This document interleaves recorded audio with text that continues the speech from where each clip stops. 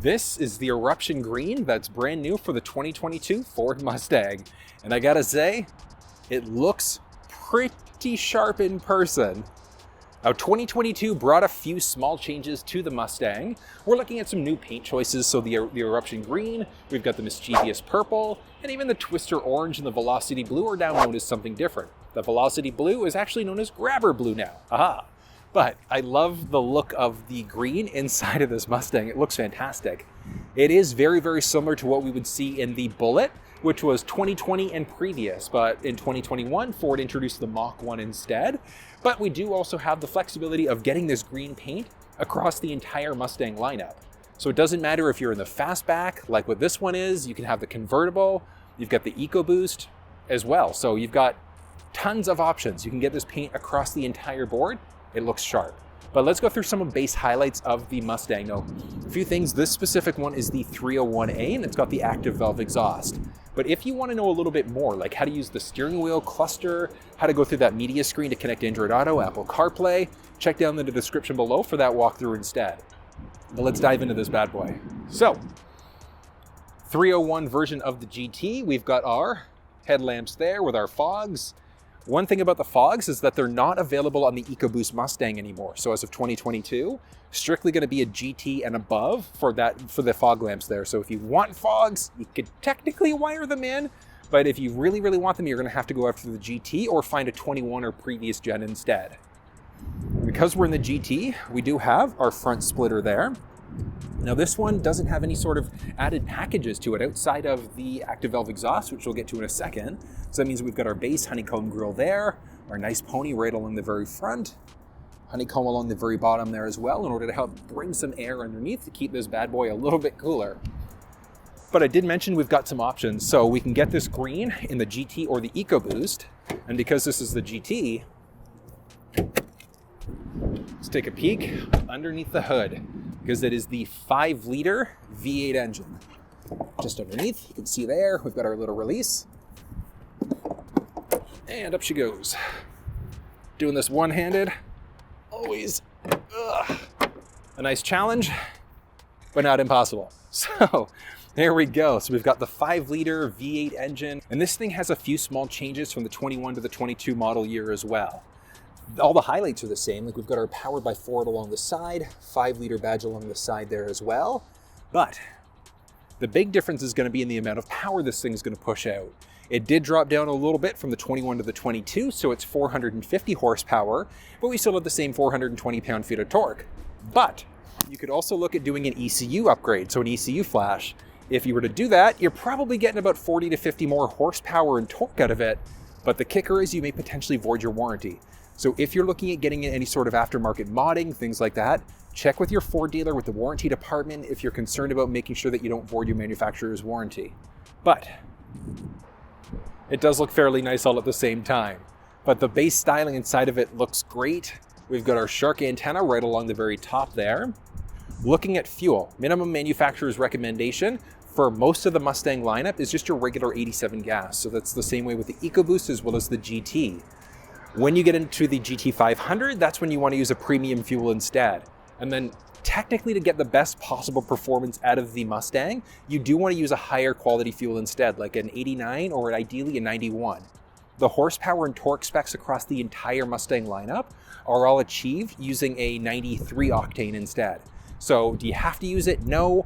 But at the same time, if you do, you're going to be able to unlock the truest potential inside of the engine. So matter of preference there.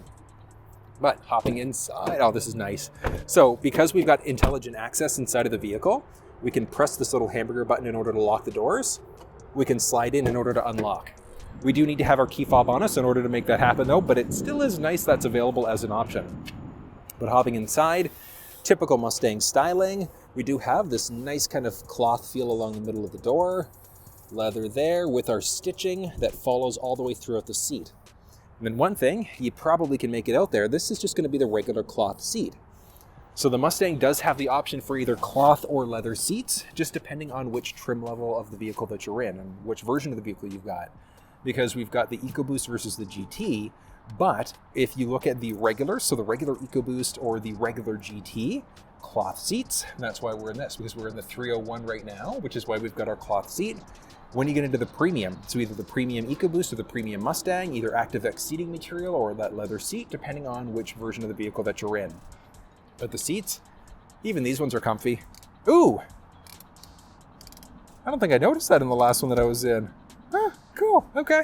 So we do have the option, as you heard there, 4-way adjustable headrests, which is amazing. But looking at some base styling highlights, we've got this nice kind of weave texture throughout the dash, moves all the way throughout there as well. We've got our Mustang badge right along the passenger side of the dash there as well. Nothing over on the top there. Now, one thing you might be able to make out there is that we obviously don't have our gauges. Now, the gauges are optional inside of the Mustang. You're not going to get it standard. If you don't have the gauges in your Mustang, you could technically install them aftermarket yourself if you want to. You could also just get an OBD2 reader and then an app on your phone in order to look at all of your gauges and things like that. Really straightforward to use. I'm just going to put a few links in the description as well that you can look through for 2 different OBD2 readers. So a cheaper one and then the ideal one that I know a lot of people run inside of their car. So it's going to be a matter of preference there. Pretty nice as an option though. But as we start to move down, we still are on Sync 3. And I mentioned it earlier, if you want to see a walk around on that Sync 3 system or in the steering wheel and cluster, check in the description below. But we've got our volume and tuning rockers, our base climate control settings there as well, and we've also got our toggle switches. So we are push button start inside of this thing. Oh, look at our startup animations. Nice and simple. All right, and we do have toggle switches here. So we've got our blinkers, 4-way blinkers, traction control. We can change out our steering or our driving mode as well. Now, a few things about those toggle switches. You do need to at least be in the 101 EcoBoost or the 301 GT in order to get the toggle switches. It's funny, I put out a video last year and people were like, you can't go for the 300 Mustang because you don't get those drive modes and those other modes as well. But if you at least want to get into a Mustang, that's a good option to get into. But if you want the best option, the best base option you could look at, the 301 GT or the 101 EcoBoost would actually be the recommended option because you get the larger Sync 3 screen and you also do get the toggle switches in there as well. It's going to be a matter of preference though.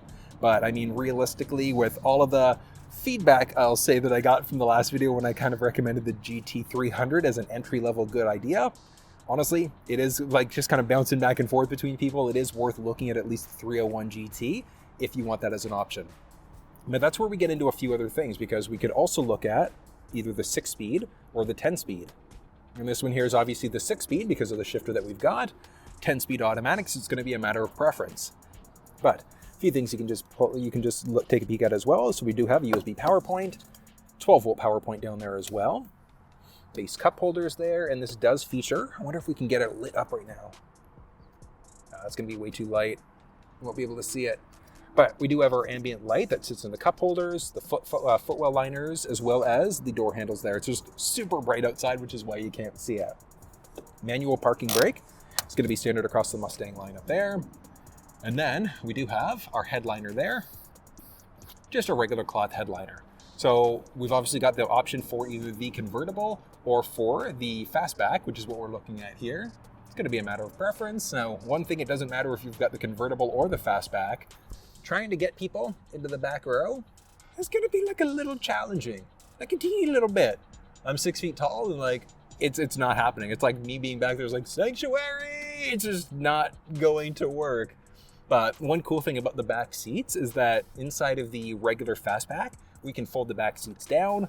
Inside of the convertible, they're locked up into place. And then inside of the Mach 1, you do have the flexibility of getting the rear seat delete as an option. So if you wanted to take this thing on the track, you want to save some weight, you can get that done at time of ordering from the factory as well, which is kind of nice. But the seats inside of this, they are really comfortable. It's nice. Like I said, you've got the option for either the cloth or the leather seats, just depending on the version of the vehicle that you're in. But it's nice. The headrest, 4-way adjust. So we can go forwards, backwards, and up and down with it as well, which is fantastic. And nice amount of flexibility here. Like the seat feels fantastic. We've got power seats along the driver's side there. Forwards, backwards there, up and down. 2-way lumbar support. And then we're just going to use this if we ever want to move that backrest forwards or backwards as well. Pretty straightforward. Now, a few small Easter eggs that you may or may not know about your Mustang. There are 3 particular ones I can think of offhand. So just by our left knee, we've got our trunk release there. We also have this little sunglasses holder. And then in the cup holders, we've got this little tab there. So all we can do, pull that, and you see how there's a little hole. Oh, you can see that ambient light going now. But as you can see there, we do have a little hole there. And that's going to be for our key fob. So if the key fob ever dies and we need to start the car up, we just slide our key fob there in order to make it happen. And you can actually do that very, very simply by getting into the car using the key fob. So, a few cool things about the key fob here. So we've got our base key fob there. We've got our unlock and our lock button, trunk release, Horner panic alarm, and then there's the emergency access key. So all we have to do, pull that bottom part out. And then if our fob ever dies and we need to get into the Mustang, we're just going to insert it right under there in order to pop this cap off. And then we can just insert in order to be able to gain access to the vehicle. And then from there, if your fob's dead, you just slide inside there as well. So very, very straightforward to access this thing. So that's 2, technically 3. So let's go for option number 4 for things you may not know about your Mustang. And that's going to be just underneath. So we've got our GT badge looking up. We've got a little button there. So we're going to push that in order to get into the trunk of the car. But lots of space in the back of this thing. Really nice. Like I said, we've got our sequential LED tail lamps. We do have our quad tip exhaust there as well. But I think Ford has done a nice job there. I can't wait to see what they announce for the 2024 version of the Mustang. Hybrid, I think, is probably coming, but a fully electric Mustang this style, I think would be incredible. But that was a quick look at the 2022 Mustang GT, looking at the Eruption Green. What did you think? Kind of different than my long, crazy videos where it's like 20 minutes or like an hour. Just kind of going through some basics here with you. But if you enjoyed this one, give it a thumbs up, share it with your social networks. If you have any comments, drop down below and let me know. And if you want to collaborate on something, reach out. Until I see you next time though, take care.